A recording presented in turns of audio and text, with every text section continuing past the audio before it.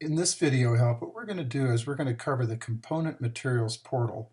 But before I do that, what I want to do is point out that this is directly linked or is nested within the subassembly drawing screen. So what I'm going to do is I'm going to show you this. I could show you the portal, but I'm going to start out by showing you where it's coming from. In the Project Drawing subassembly screen, this portal is the component parts part of the production, and the subassembly parts below that are what we're looking for. And what we're going to do is we're going to click on this, which will bring you into the portal screen that we are speaking of. Obviously, when you're going directly in, you're going to get a view of this item individually. Well, there is a list view in addition to this screen that is the next item down on the main menu that will list each one of these items that are in this screen. What this is back on the subassembly screen. If you were looking at the item, you would see this small view, and we've covered this earlier, but I want to point out the links, because what we're going to do is one of the next things we're going to do is look at the component list that is within the process of doing the part and materials that are a part of this the subassembly screen. So let's go back and look at the subassemblies and just recall that there's also a button at the bottom of the screen that will show you the component list. Let's go ahead and look at that list. On this list, you'll notice that there's not a video, and I'm covering it within this particular screen or video. You can see that there's each one of the individual items that are components within the projects that we're working on, with the catalog at the top. So you would need to understand what screen you're talking about as far as this is concerned. These are the individual items that are part numbered within the subassemblies that we're working on.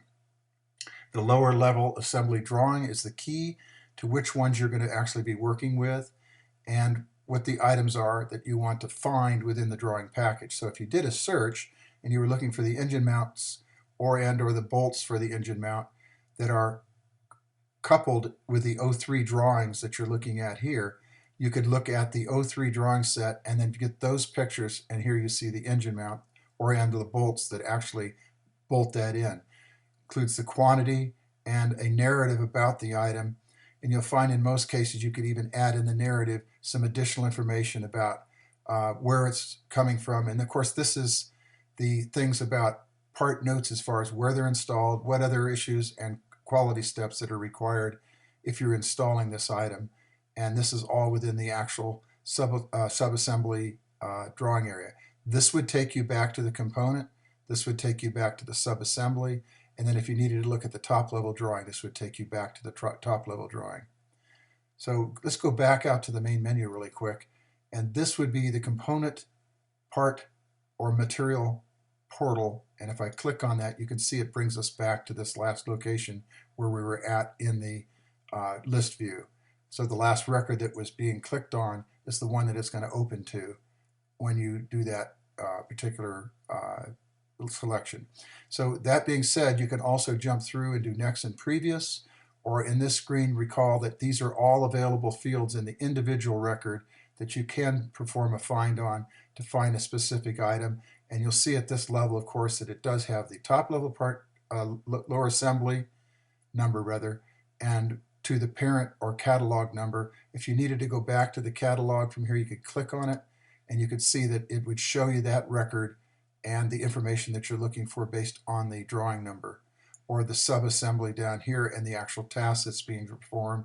And as I was pointed out before, you can see where it's actually costing the items on an individual basis on the task and process that you're doing as far as the cost each. And if this goes back to the prior video that I was doing, that if you're doing an individual production item, you can produce, let's say the window that was broken that we were talking about.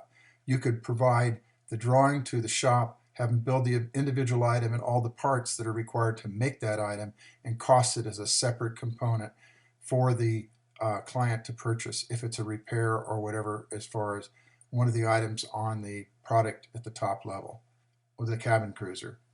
Okay, I hope this is helpful. If you have additional questions, please contact me either by the chat on the support site or send me an email. Thank you.